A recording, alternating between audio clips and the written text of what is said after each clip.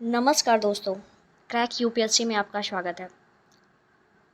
पिछला जो हमारा क्लास था उसमें हमने देखा था शिक्षा नीति के बारे में, जो ब्रिटिशर्स की शिक्षा नीति भारत में थी। उसके बारे में हम लोग जो बेसिक समझ है वो विकसित किए थे।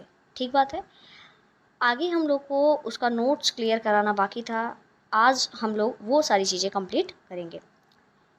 उसके पहले एक बात आप लोग ध्यान देंगे कि जो सिलेबस है आपको याद तो है ना, क्योंकि सिलेबस याद रहना बहुत ही ज़्यादा इम्पॉर्टेंट है, बहुत ज़्यादा ज़रूरी है। और उस चीज़ को आप लोग को ध्यान में रख के चलना है। अगर जो हम बात करें प्रीलिम्स में, तो प्रीलिम्स में अगर जो हम हिस्ट्री की बात करें तो उसमें आधुनिक भारत का इतिहास और स्वतंत्रता संग्राम, ये तो क्लियर है। ये चीज़ हमें क्लियर ही करके चलना है। ठीक बात है, उसको बेहतर तरीके से तैयार करके चलना है। और अगर जो हम मेंस की बात करें तो मेंस में जो जीएस पेपर फर्स्ट होगा, ठीक है, जो सामान्य अध्ययन का पहला पेपर होगा, उसमें हमारा भारतीय विरासत और संस्कृति और विश्व का इतिहास, ठीक है, और आधुनिक ये जो भारत का इतिहास है उसके जो महत्वपूर्ण घटनाएं हैं, विषय है, व्यक्तित्व है, इन सब से संबंधित भी प्रश्न आएगा। और यहाँ पे हमें कल्चर बहुत बेहतर ढंग से ध्यान में रख के चलना है। अगर जो हम कल्चर की बात करें तो वो चीज़ें जो कल्चर का पार्ट है वो प्राचीन काल से आधुनिक काल तक का आएगा, वो चीज़ें हमें ध्यान में रख के चलनी है। और 18वीं सदी के लगभग मध्य से लेकर वर्तमान समय तक का आधुनिक भारतीय इतिहास आएगा। आप लोग को ध्यान तो है ना। और उसके बाद दिन पश्चात स्वतंत्रता संग्राम तो मोस्ट इम्पॉर्टेंट है, प्रीलिम्स के लिए भी और मेंस के लिए भी। ठीक है, तो स्वतंत्रता संग्राम के जो विभिन्न चरण होंगे, विभिन्न भागों से जो उसमें योगदान देने वाले व्यक्ति होंगे, उनका योगदान होगा। और स्वतंत्रता के पश्चात जो देश का एकीकरण हुआ, पुनर्गठन हुआ, उसमें कौन कौन सी समस्याएं आई, ठीक है, किस तरीके से सब कुछ फिर से सेटल हुआ, कौन कौन सी कमियां हुई जिसका तात्कालिक तौर पे सुधार किया गया, और कौन कौन सी कमियां ऐसी थी जिसको हम धीरे धीरे क्रम से सुधार किए। इन चीज़ों को आपको ध्यान में रख के चलना है। आंसर राइटिंग तो आपको करना ही करना है, वो तो ठीक है, फिक्स ही है। आपको क्वेश्चंस भी देखते चलने हैं कि प्रीवियस ईयर का क्वेश्चन किस टाइप से आ रहा है। इन सब चीज़ों के साथ आज का हम लोग क्लास देखते हैं। ठीक है, आगे चलते हैं आगे की तरफ। अगर जो हम लोग बात करते हैं शिक्षा नीति की, तो जो ब्रिटिशर्स थे वो कभी इस फेवर में नहीं थे कि यहाँ पे शिक्षा व्यवस्था बेहतर ढंग से किया जाए। मकसद अपना हित था। हित क्यों था? उन्हें इस चीज़ का अंदाज़ा था कि अगर जो भारतीय भी अच्छे लेवल पर शिक्षित हो जाएंगे तो कहीं ना कहीं उनकी कनेक्टिविटी अदर कंट्री से हो जाएगी, अदर यूरोपियन कंट्री से हो जाएगी, जहाँ पे पहले से ही स्वतंत्रता संग्राम चल ही रहा था और वहाँ पे लोग स्वतंत्रता, समानता, ठीक है, इन सब चीज़ों की, अपने जो अधिकार थे उन सब चीज़ों की बातें कर रहे थे और वहाँ पे भी बदलाव हो रहा था। तो ब्रिटिशर्स को भी कहीं ना कहीं इस चीज़ का डर रहता था कि अगर जो भारतीयों को इन सब चीज़ों के बारे में जानकारी होगी तो सारे के सारे एक जागरूक हो जाएंगे, और जागरूक हो जाएंगे फिर हमारी दाल कहाँ गलने वाली है। तो इस चीज़ से ये काफ़ी भयभीत रहते थे, तो कभी भी शिक्षा व्यवस्था ये बेहतर करना नहीं चाहते थे। पहली बार 1813 में ये डिसाइड किया गया कि 1 लाख रुपए प्रतिवर्ष यहाँ की शिक्षा पर खर्च किया जाएगा। चाहे वो प्राइवेट संस्था होगी, चाहे वो गवर्नमेंट संस्था होगी, वहाँ पे उनको सहयोग किया जाएगा। लेकिन क्या हुआ? आयोग का गठन किया गया और देन उसके पश्चात बहस हुई, अंग्रेजी शिक्षा पे खर्च किया जाए या भारतीय भाषा के शिक्षा पे खर्च किया जाए। इन सब विवादों से परे लास्ट में ये डिसाइड होता है कि ज़्यादा से ज़्यादा किस पे खर्च किया जाएगा? अंग्रेजी शिक्षा पे। क्योंकि आपको ये पता होना चाहिए कि जो ब्रिटिशर्स थे वो, उनकी हमेशा ये सोच होती थी कि जब हम भारतीयों को अगर जो शिक्षा दे भी रहे हैं तो उस स्तर का शिक्षा दें जिससे उन्हें ये महसूस हो कि पहनावे में, ठीक है, रहने में और बोलचाल की भाषा में उन्हें लगे कि वो ब्रिटेन से लगे हुए हैं, भले ही वो भारतीय मूल के हों। ऐसा उन लोगों का विचार होता था। हालांकि उनकी ऐसी समस्या क्यों आई कि उन्हें यहाँ की शिक्षा व्यवस्था पे खर्च करना पड़ा और बहुत सारे शिक्षण संस्थानों की स्थापना करनी पड़ी। एक बात और आप लोग ध्यान में रख के चलेंगे कि जो शिक्षण संस्थानों की स्थापना हुई उसमें अच्छी लेवल पे भूमिका थी भारतीय समाज सुधारकों की भी, भारतीय शिक्षित लोगों की भी। उन लोगों ने भी काफ़ी अच्छा सहयोग दिया। देन उसके पश्चात जो ब्रिटेन का सहयोग था उससे कई सारी संस्थाओं की स्थापना हुई। लेकिन ये सारी चीज़ें क्रम से हुई और ब्रिटेन के जो उद्योगपति थे, जो उपयोगितावादी विचारधारा से संबंधित थे, उन लोगों के दबाव के कारण इन लोगों ने शिक्षा व्यवस्था में कुछ सुधार किया। क्यों किया? क्योंकि जाहिर सी बात है, ब्रिटेन में इतना ज़्यादा निवेश हो चुका था, वहाँ पे उत्पादन क्षमता बढ़ चुका था, औद्योगिकरण आ ही चुका था 1813 के पश्चात, बहुत चरम लेवल पे आ चुका था। तो ब्रिटेन में निवेश करना उतना ज़्यादा प्रॉफिटेबल नहीं था, तो उन्हें भारत में निवेश करना था। और जब वो भारत में निवेश कर रहे हैं तो वर्कर्स की भी तो आवश्यकता पड़ेगी, कर्मचारियों की आवश्यकता पड़ेगी हर लेवल पे, जहाँ जहाँ भी निवेश कर रहे हैं। अगर जो एक पढ़े लिखे की आवश्यकता होती है तो कितने लेवल तक वो ब्रिटेन से लोगों को मंगाएंगे, बुलाएंगे, ठीक है। तो इन सारी समस्याओं को देखते हुए कि बेहतर लेवल पे हमें जैसे क्लर्क वगैरह चाहिए, ठीक है, पढ़े लिखे लोग चाहिए, ठीक है, जो लिखे पढ़े वाले कार्य को ईजिली कर सके और एक कम्युनिकेशन का कार्य कर सके। जैसे अगर जो एक भारतीय होगा और वो पढ़ा लिखा होगा तो वो ब्रिटिशर्स से भी बात कर सकता है, ठीक बात है, समझ में आ रही होगी आपको बात, और वो भारतीयों से भी बात कर सकता है। तो इससे वो एक तरह से कम्युनिकेशन की बात चीज़ें सॉल्व कर सकता है, ठीक है। तो इन सारी चीज़ों को देखते हुए ही वहाँ के जो ब्रिटेन के उद्योगपति थे जिन्होंने यहाँ पे निवेश किया था, उन्होंने प्रेशराइज किया ब्रिटिश अधिकारियों को, ब्रिटेन के जो कर्मचारी थे यहाँ पे। देन उसके पश्चात ऐसी कुछ नीतियाँ बनी जिससे शिक्षा संस्थानों की स्थापना स्टार्ट हो गई बड़े लेवल पे, और यहाँ के लोगों को शिक्षित किया जाने लगा अपने हित के एवज में, हित के लिए। लेकिन धीरे धीरे यही शिक्षित वर्ग इन्हीं के लिए खतरा बनते हुए चले गए।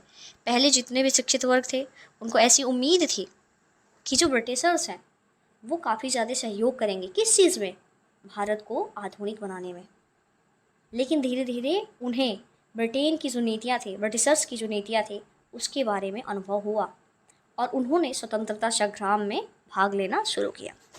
और एक शिक्षित वर्ग का बहुत अच्छा खासा योगदान रहा है हमारे भारतीय राष्ट्रीय आंदोलन में, ठीक बात है। तो इन सारी चीज़ों के साथ हम लोग अब अपना नोट करेंगे, ठीक है। शिक्षा संस्थान जो भी हैं, जो इम्पोर्टेंट चीज़ें हैं, आपको पहले ही बताया जा चुका है कि जो भी चीज़ें हैं, टॉपिक बहुत सारे मिलेंगे आपको, लेकिन हमें हर एक टॉपिक का लिमिटेड चीज़ पढ़नी है जो कि इम्पोर्टेंट हो, जैसे कि हमें ऑब्जेक्टिव में भी काम आ जाए और मेंस राइटिंग में भी काम आ जाए, क्योंकि दोनों चीज़ें हमें लेके चलनी है, बैलेंस होना चाहिए, ठीक बात है। तो अब आप लोग हेडिंग डालेंगे कंपनी के शासनकाल में, कंपनी के शासनकाल में शिक्षा की नीति, शिक्षा की नीति एवं शिक्षा का विकास, ठीक है। अब आप लोग लिखेंगे प्रथम चरण। प्रथम चरण में आप लोग लिखेंगे, प्रथम चरण के आगे आप लोग एक लिख लेंगे, उसका मेंशन कर लेंगे टाइम 1757 से 1813, 1757 से 1813। आप अगले लाइन से लिखेंगे इस चरण में सरकारी सहयोग तथा व्यक्तिगत प्रयासों से कुछ शैक्षणिक संस्थाओं की स्थापना की गई, कुछ शैक्षणिक संस्थाओं की स्थापना की गई। जैसे एग्जाम्पल में आप लोग लिखेंगे कौन कौन सी शैक्षणिक संस्थाओं की स्थापना की गई। जैसे 1781 में कलकत्ता मदरसा, 1781 में कलकत्ता मदरसा, ये किसके द्वारा हुआ था, आप लिख लेंगे वॉरेन हेस्टिंग्स के द्वारा, ठीक है, वॉरेन हेस्टिंग्स के द्वारा। दूसरा एग्जाम्पल लिखेंगे आप लोग 1784, उसमें लिखेंगे Asiatic Society of Bengal, Asiatic Society of Bengal, ठीक है। ये किसके द्वारा हुआ था, विलियम जोन्स के द्वारा हुआ था, ठीक है। अगला आप लोग लिखेंगे 1791, 1791, इस टाइम में हुआ था बनारस संस्कृत कॉलेज, लिखेंगे बनारस संस्कृत कॉलेज। ये किसके द्वारा हुआ था, ये आप लोग लिखेंगे, ये किसके द्वारा हुआ था, ये लिखेंगे जोनाथन डंकन, जोनाथन डंकन, अगला एग्जाम्पल आप लोग लिखेंगे 1800।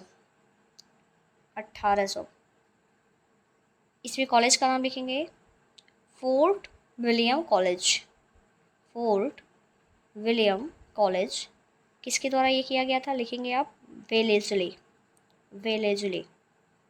अगले लाइन से आप लोग लिखेंगे, ये तो एग्जाम्पल हो गए कि कौन कौन सी संस्थाओं का स्थापना हुआ था 1757 1830 के बीच में। अगले लाइन से आप लोग लिखेंगे इस चरण में शिक्षा के विकास के लिए, इस चरण में शिक्षा के विकास के लिए कंपनी के द्वारा कोई विशेष कोशिश नहीं की गई, कोई विशेष कोशिश नहीं की गई तथा कंपनी सामाजिक जीवन में स्थानीय विरोध की संभावनाओं को देखते हुए हस्तक्षेप से बचती थी। साथ ही इस चरण में कंपनी का मुख्य लक्ष्य व्यापार संतुलन को अनुकूल बनाना था और इस दृष्टिकोण से शिक्षा में निवेश बहुत उपयोगी नहीं था, और इस दृष्टिकोण से शिक्षा में निवेश बहुत उपयोगी नहीं था। ठीक है, इसी में आप लोग अगला पॉइंट लिखेंगे, कुछ शैक्षणिक संस्थाओं की स्थापना भी हुई, कुछ शैक्षणिक संस्थाओं की स्थापना भी हुई, जैसे कलकत्ता मदरसा या बनारस में संस्कृत कॉलेज इत्यादि। बनारस में संस्कृत कॉलेज इत्यादि। अगली लाइन से लिखेंगे, शैक्षणिक संस्थाओं का मुख्य मकसद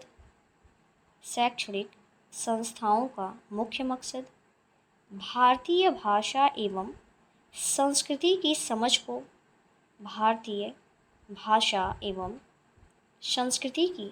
को बेहतर बनाना था, जिससे भारत पर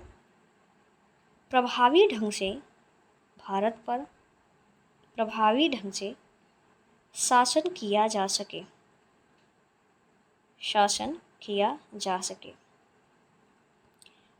अगले पॉइंट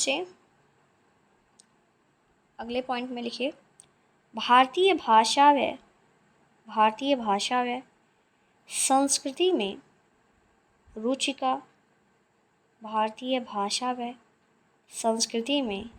का एक अन्य महत्वपूर्ण कारण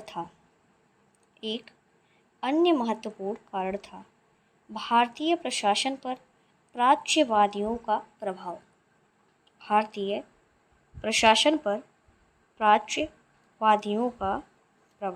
ठीक बात है। आगे आप लोग लिखेंगे अगले लाइन से, प्राच्यवादी के बारे में आप लोग लिखेंगे। प्राच्यवादी एक हेडिंग आप लोग डाल लीजिए, बस प्राच्यवादियों के बारे में समझने के लिए। ठीक बात है, लिखिए आप लोग प्राच्यवादियों के बारे में। प्राच्यवादी मुख्यतः ब्रिटिश प्रशासकों या विद्वानों का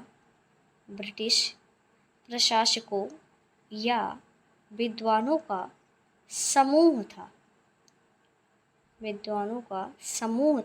जो पूर्व की संस्कृति के प्रति सम्मान का भाव रखते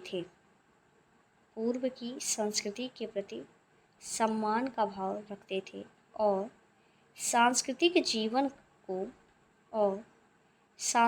जीवन को समझने में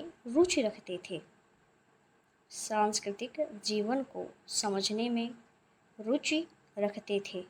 साथ ही पाश्चात्य शिक्षा को पाश्चात्य शिक्षा को क्रमशः लागू करने के पक्ष में थे।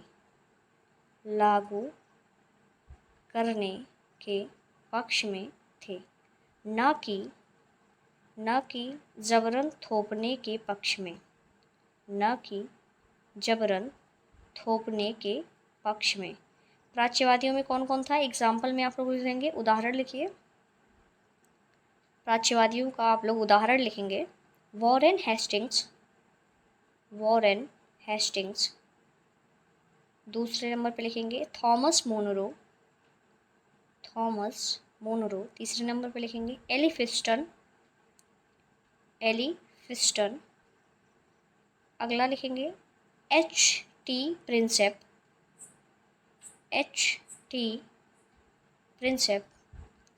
अगला लिखेंगे विल्सन इत्यादि। ठीक बात है, हो गया कंप्लीट आप लोग का प्रथम चरण। एक बात और आप लोग ध्यान देंगे कि मैंने आपसे बोला था कि आप बहुत सारे जो कीवर्ड्स होंगे जो टफ होंगे, ठीक है, उसको आप अलग से मेंशन करोगे, अलग से नोट करोगे और उसको एक बार लर्न करने की कोशिश करोगे, याद में रखने की कोशिश करोगे, ठीक है, ताकि धीरे धीरे आपका ये जो नोट्स है वो क्लियर होता चला जाए। जैसे जैसे ये सारे नोट्स करवाए जा रहे हैं, भले ही बहुत छोटे लेवल पे हैं, उसको आपको तैयार करते हुए चलना है, ठीक है। अगर जो आप उसको रेडी करते हुए चलते हो तो आपके ऊपर कोई बर्डन नहीं होगा फिर, ठीक है, क्योंकि आपको तो पता है कि जब एग्ज़ाम हॉल में हम लोग होते हैं, ठीक, और उसमें इतने सारे सब्जेक्ट आते हैं, जैसे कि अगर जो हम GS फर्स्ट की ही ले लें तो कभी हमें संस्कृति से रिलेटेड आ गया क्वेश्चन, ठीक है, कभी हमारी विरासत से रिलेटेड आ गया क्वेश्चन, कभी दिन ऐसा नहीं रहता है कि एक साइड में संस्कृति विरासत चल रहा है, एक साइड में हमारा आधुनिक भारत का इतिहास चल रहा है, एक साइड में हमारा स्वतंत्रता, ऐसा कुछ नहीं होता। एक आपको मान लीजिए हिस्ट्री का आधुनिक भारत का मिला, दूसरा कहीं स्वतंत्रता संग्राम से संबंधित मिल जाएगा, तीसरा कहीं आपको ज्योग्राफी का क्वेश्चन मिल जाएगा क्योंकि GS पेपर फर्स्ट में है, ठीक है, तो कहीं फिर सोसाइटी का मिल जाएगा। तो ऐसी ऐसी चीज़ें मिक्सअप होके आती हैं, ठीक है, तो वहाँ पे हमें एक साथ हर एक सब्जेक्ट रिकॉल करना पड़ता है, प्रेशर बहुत ज़्यादा बढ़ जाता है। तो आपको क्लियरिटी अगर जो नहीं होगी तो आप फंस जाओगे, और क्लियरिटी आपको तभी होगी जब आपका कमांड आपके नोट्स पे होगा। अभी सब कुछ स्टार्टिंग है, मैनेज करने का कोशिश किया जा रहा है, कहीं ना कहीं बहुत सारे प्लेसेस सर्च करने की कोशिश की जा रही है कि कहीं भी बेहतर जगह मिल जाए, ताकि कभी भी अगर जो आपको लेक्चर प्रोवाइड कराना हो तो वो मिल सके। लेकिन अभी कुछ ऐसा कुछ सेटल हो नहीं पा रहा है, ऐसी सारी प्रॉब्लम्स हैं। तो इन सब चीज़ों के लेके फिर थोड़ा थोड़ा करके ही अभी प्रयास करना पड़ेगा। देन जैसे ही होता है उसके बाद से फिर तो सारी प्रॉब्लम सॉर्ट आउट हो ही जाएंगी, ठीक है। चलिए अब आप लोग एक क्वेश्चन नोट करेंगे, आंसर राइटिंग आपको करते चलना है। आप ध्यान देंगे, 2-3 चीज़ तो आप कभी भी छोड़ नहीं सकते, किसी भी हालात में आप नहीं छोड़ सकते, वो चीज़ें आपको लेके चलनी है। वो जो मेरा सुझाव रहता है हमेशा से, न्यूज़पेपर आपको नहीं ही छोड़ना है, जो प्रीवियस ईयर का क्वेश्चन है वो आपको देखते चलना है, वो भी कभी नहीं छोड़ना है, डेली बाय डेली देखते चलना है। देन उसके पश्चात हमें आंसर राइटिंग बहुत ही ज़्यादा इंपॉर्टेंट है। क्यों इंपॉर्टेंट है, एक बार आप करते हुए चलो, देन उसके बाद जो रिज़ल्ट और जो इम्प्रूवमेंट आपको मिलेगा उससे आपको इस चीज़ का एहसास होगा कि क्यों ये चीज़ें कही जाती हैं हर एक टीचर्स के द्वारा, ठीक है, जो भी आपको पढ़ाता है। तो आप लोग क्वेश्चन नोट करेंगे, क्वेश्चन नोट कीजिए कि भारतीय समाज में ब्रिटिशर्स द्वारा शिक्षा नीति लाने की आवश्यकता क्यों महसूस हुई। आप हमेशा ये चीज़ दिमाग में अपने रखेंगे कि जो सारे क्वेश्चंस दिए जाते हैं ये ज़रूरी नहीं है कि वो प्रीवियस ईयर क्वेश्चंस हो, इसलिए भी रहता है कि आपका प्रैक्टिस क्या हो, बना रहे, ठीक है, और आपको जो सारी चीज़ें पढ़ाई गई हैं वो आपको रिकॉल हो, आपके माइंड में हो। ऐसा ना हो कि पढ़ाया गया नोट्स आपको प्रोवाइड करा दिए गए और आपको कुछ भी ध्यान में नहीं आ रहा है, फिर तो बहुत बड़ी प्रॉब्लम हो जाएगी। तो ये चीज़ें आपको ध्यान में रख के चलनी है, ठीक बात है। तो इन सब चीज़ों को आप ध्यान देते हुए चलेंगे और अपना जो है डेली का करते चलेंगे। डेली आप लोग अपना रीडिंग हैबिट बना के रखेंगे, बाकी लेक्चर का तो प्रॉब्लम पता ही है आपको कि कभी कभी गैप हो जा रहा है। इस बार तो लंबा ही गैप हो गया, लेकिन ठीक है, कोशिश किया जाएगा कि एक बार सारा शेड्यूल सेटअप हो जाए तो आपका पीछे का बैकअप कंप्लीट किया जाए। आप लोग रीडिंग हैबिट बना के रखो, ताकि एक ही बार अगर जो 2-3 लेक्चर देखना रहे या सब कुछ करना रहे, नोट्स क्लियर करना रहे, आंसर राइटिंग करना रहे, तो वो आप कर पाओ इजीली। ठीक है, तो हैबिट बनी रहेगी तो आसानी होगी उस चीज़ में। सिलेबस वैसे ही लेंदी होता है, आपको तो पता है। एक चीज़ और आपको ध्यान में रख के चलना है कि जो सिलेबस है उसको आप बहुत बेहतर तरीके से ध्यान में रखेंगे। ठीक है, बिना उसके कुछ भी पॉसिबल नहीं है, क्योंकि कौन से आधार पे हम पढ़ेंगे ये हमें उसी से समझ में आती है। इन सब चीज़ों के साथ आज का क्लास यहीं पे समाप्त होता है। अगला क्लास आपको प्रोवाइड करा दिया जाएगा। बहुत बहुत धन्यवाद।